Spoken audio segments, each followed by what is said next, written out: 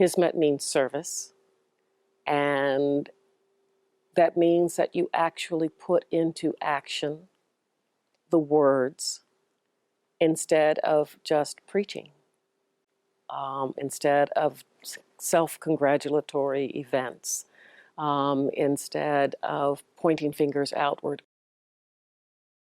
Hizmet's interfaith activities are amazing.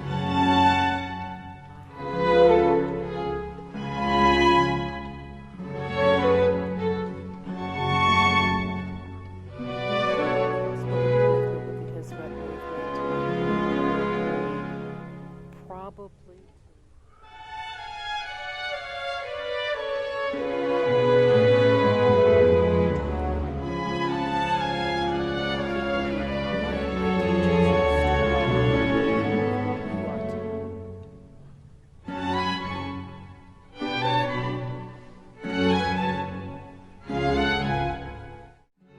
My name is Phyllis Bernard. I'm a professor of law at Oklahoma City University School of Law, and I am a very fortunate person to have been a friend of the Hizmet movement for some time now. I came to know the Hizmet movement primarily because of what is now the Turkish raindrop house, although I must say we call it the rainbow house a lot of times, not only because of the colors, but because it's special. It embodies a lot of dreams. And my husband, who teaches world religion, and I were invited through the interfaith dialogue group to travel to Turkey. It was life-changing, especially for a legal scholar and for a person who has been involved in very high levels of public policy at the national level, serving on the board of directors for a corporation that ends up needing a lot of STEM, science, technology, engineering, mathematics. The educational focus of the Hizmet schools was particularly striking for me. As some people would say, the way I grew up, you will know a tree by its fruit.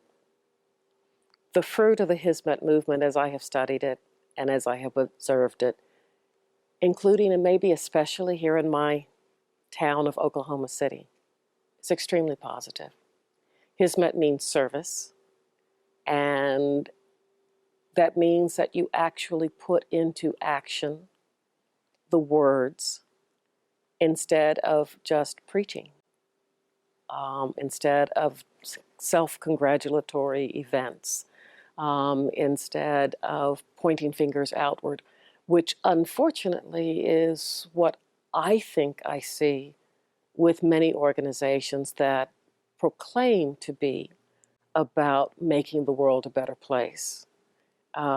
Instead, Hizmet very humbly and very quietly just goes about making it so. I am so glad I am not Mr. Fethullah Gulen because he lives a very difficult life. He has no home. But then again, truly none of us has, since this is not really our home. This level of existence is not home. There's something more that we're here for. But it would be more comfortable, one would think, to be able to be in one's homeland. And yet that's not everybody's destiny.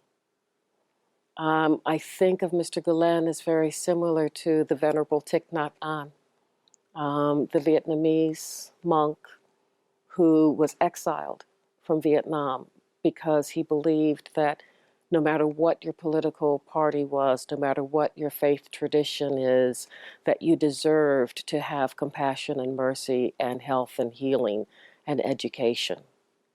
And he was exiled from his country for believing that. So he's never really been able to go back. And yet, in many ways, both with regard to Mr. Gulen and others like himself, that was a great blessing for the rest of the world, because otherwise the message would have stayed in a much more limited part of the globe. instead of being dispersed everywhere. And so I'm sad for him. I'm glad for us. I probably could not speak about Mr. Gulen himself. I can speak about his impact on people that I have come to know. Again, trying to draw some analogies, I think of him as one of those great leaders who came along at just the right time to inspire a generation at a pivotal time in not only the history of Turkey, but of the world. Because he was able to reach out to people who are otherwise not a part of the privileged classes. He was able to encourage people to believe that they were worthy because God made them worthy, not because somebody in a higher socioeconomic or political or aristocratic status said so, but because God made you so. And that in return, you have an obligation to grow and develop and make this world a better place so that everybody has more of those same benefits and blessings that were given to you. That was a message that was for everybody, period. It wasn't reserved for the doctors, the lawyers, or a particular, well, my great-grandmother's people were from India, caste, I would say. And that's a revolutionary message. And a revolution like that carries forward through education. And the more people who believe in themselves, believe in a higher obligation, duty, and mission, see education as a sacred obligation and duty, and give back to others instead of just holding on to it for themselves, that's a very special way of approaching the world. That is the Hizmet movement. I think that Hizmet's interfaith activities are amazing. I have nothing but gratitude, and I am deeply humbled by the commitment that Hizmet members have made in terms of contributions of time and money and energy in order to facilitate not only the dialogues locally, but especially the visits to Turkey itself. I'm not sure sometimes whether people realize how important those visits are.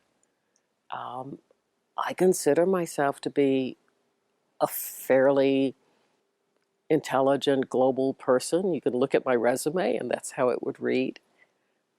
But at least in my generation, and I'm a Cold War baby, we weren't taught anything about from Istanbul farther east. Istanbul north was nothing but a huge pink blob that said Soviet Union. And Istanbul as a modern country, as a part of a modern country, did not exist in the psychological map of my generation. And then lastly, in terms of the geopolitical importance of Turkey, at least for me, until I was physically there and understood Europe, Asia. Here's the bridge. Black Sea, Russia. Until then, I actually didn't get it. I think it's important for people to go there and to see what difference it makes in a country that has made a commitment to education as first priority, not military. What people are taught matters, how well they are taught. The emphasis on STEM, science, technology, engineering, mathematics, the education that's needed for success in the 21st century, added to the discipline, added to the learning about cooperation and respect for women as your teachers and administrators. That's magnificent. That changes things. As a person who comes from many generations of educators and many generations of women who had to struggle for respect, to see the Hizmet and Hizmet-inspired schools operating as they do, especially bringing together the children from conflict zones.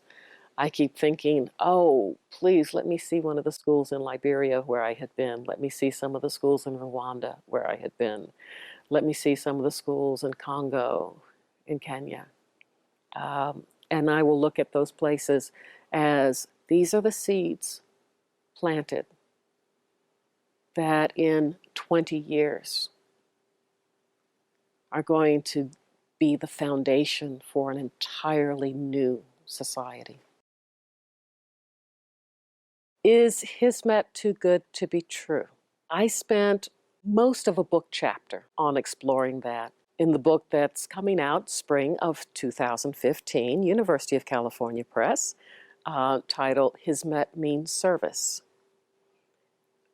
My task was to take work that I had done previously, to examine it rigorously, not as somebody who considers herself to be something of a friend to the Hizmet movement, but with the rigorous eye of a legal scholar. What I saw just increased how much impressed I was, because I would poke and I would push and I would ask the questions. And then, for whatever reasons, mostly having to do with publication costs and issues, time kept dragging on.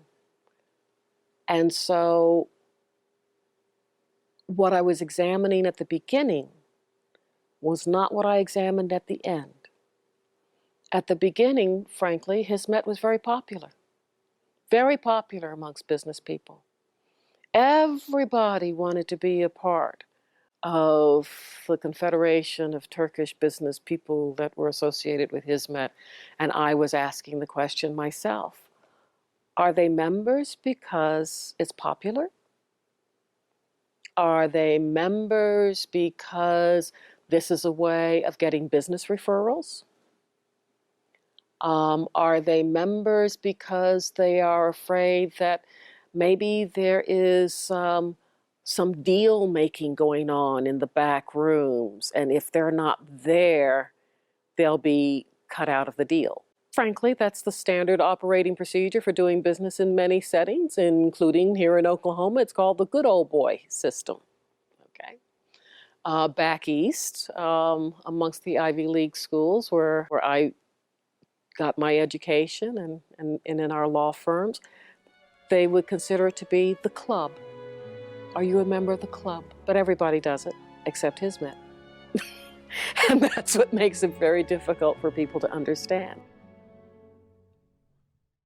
Mr. Gulen has a long history of working with educators who are trying to blend Western forms of the sciences and humanities into more traditional value education forms, more dominant in the Muslim world. Hizmet really makes an effort to reach out to other faiths, and it has looked for ways that other faiths can share their understanding, and also that they can be receptive to the message that Islam can bring. And his